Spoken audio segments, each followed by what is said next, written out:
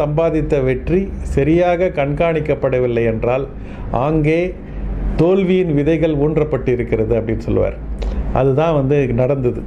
அந்த 3 வருஷம் பண்ணி 6 கோடி பண்ண அப்புறம் நான் இப்படி ரிலாக்ஸ் பண்ணிவிட்டு, சரி நான் இதுக்கு மேலே அப்படி கொஞ்சம் ஜாலியாக ஃபேஷன் ஷோ, அதுக்கப்புறம் இது பார்ட்டி, அதுக்கப்புறம் கார்ஸு, இது ப்ரெஸ் மீட்டு, இப்படியெல்லாம் இது பண்ணோடனே என்னோட டிஸ்ட்ராக்ட் ஆகிட்டேன். நான் டிஸ்ட்ராக்ட் ஆகிட்டு என்னால் என்ன பண்ணுறதுன்னு தெரில. அடுத்து நான் ஒரு இது ஒன்று பண்ணேன்.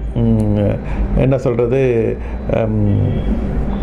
எதாவது மாற்றி பண்ணும் அப்படின்னு சொல்லிட்டு ஒரு மவுத் ஃப்ரெஷ்னர், இந்த நெல்லிக்காய் மவுத் ஃப்ரெஷ்னர் அப்போ ரொம்ப பாப்புலராக இருந்தது. அது ஒன்று லான்ச் பண்ணேன். அது ஒரு ஃபெயிலியர் ஆச்சு. அதுக்கு அடுத்து இந்த ராகா பவுடரை நேஷ்னல் ஆக்குவோம் அப்படின்னு சொல்லி ஒரு பெரிய மார்க்கெட் ரிசர்ச்லாம் பண்ணி அதுக்கு ஒரு 10 லட்ச ரூபா செலவு பண்ணி நான் ரொம்ப நல்லா போகும் அப்படின்னு